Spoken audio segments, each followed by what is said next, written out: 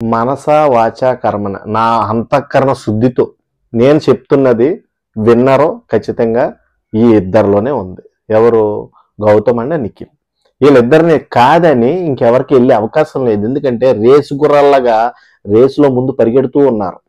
కాబట్టి రామ్ చరణ్ గారు ఇప్పుడు గెస్ట్గా వస్తున్నారో రామ్ చరణ్ గారి చేతుల మీదుగా ఈ బిగ్ బాస్ 8 టైటిల్ అందుకునే అదృష్టవంతుడు ఎవరు అంటే వీళ్ళిద్దరిలో ఒక 1% తేడా ఉందబ్బా.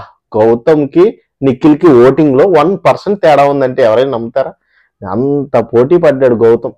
కానీ ఓవరాల్గా పెర్ఫార్మెన్స్ పరంగా చూస్తే మొత్తం సీజన్ అంతటిని కలిపి చూస్తే నిఖిల్లో తప్పులు చాలా తక్కువ ఉన్నాయి, ఆట ఎక్కువ ఉంది, మంచి మనసు ఉంది, అందరి మనసుల్ని గెలుచుకోగలిగాడని నేను చెప్పగలను. కాబట్టి ఆ కోణంలో చూసుకున్నట్టయితే విన్నింగ్ ప్రైజ్ అనేది ఎక్కువగా కూడా నిఖిల్కి వెళ్ళే ఛాన్స్ ఉంది. కానీ భయ్య మీరు అనుకుంటున్నారు కానీ నేను నిఖిల్ గురించి చెప్తున్నానని, నాకు ఇది జస్ట్ ఇన్ఫర్మేషన్ వచ్చింది నిఖిల్ అవుతాడని. కానీ ఒక్కటి చెప్తున్నా, వీళ్ళిద్దరిలో కనుక ఎవరైనా మధ్యలో ప్రైజ్ మనీకి లొంగిపోతే నేను చేసేది ఏం లేదు. అర్థమైందా? ఎవరు చేసేది ఏం లేదు. అప్పుడు విన్నర్ రేషియో మారుతుంది. ఎవరు గెలిచినా ఇదే చెప్తున్నా, గుర్తుపెట్టుకోండి, ఎవరు గెలిచినా నిఖిల్ని కాదని ఎవరు గెలిచినా నేను సపోర్ట్ చేస్తాను. దాంట్లో ఎటువంటి డౌట్ లేదు. మీరు ఎటువంటి అపోహలు పెట్టుకోవద్దు. నిఖిల్కి ఇది వర్త్.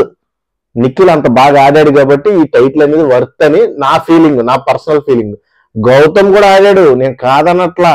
కానీ వైల్డ్ కార్డ్ లో వచ్చిన ఆల్మోస్ట్ ఎలిమినేషన్ కు వెళ్ళిపోయినాడు, మళ్ళీ తిరిగి వచ్చి బాగా ఆడాడు, ఇంప్రెస్ చేశాడు అందరిని కూడా, జనాలందరి మనసును దోచుకున్నాడు. అదే కప్పు గౌతమ్ చేతిలో పెట్టమని గౌతమ్ గురించి కూడా నేను అప్రిషియేట్ గా ఫీల్ అవుతాను, చాలా ప్రౌడ్ గా మాట్లాడతాను. రేపొద్దున వెళ్ళి నాకు నచ్చిన ఛానల్ అన్నిటిలో కూడా ఇంటర్వ్యూస్ ఇస్తాను, రివ్యూస్ ఇస్తాను. ఇది మటుకు పక్క. నేను ఎవరికే పక్షపాతిని కాదు, ఎవరో నాకు శత్రువు కాదు. మీరు కూడా నన్ను శత్రువులా చూడొద్దు. నేను ఆట అంతటి నేను దృష్టిలో పెట్టుకొని మాత్రమే ఈ వీడియోలు చేస్తున్నాను. దయచేసి అర్థం చేసుకోండి.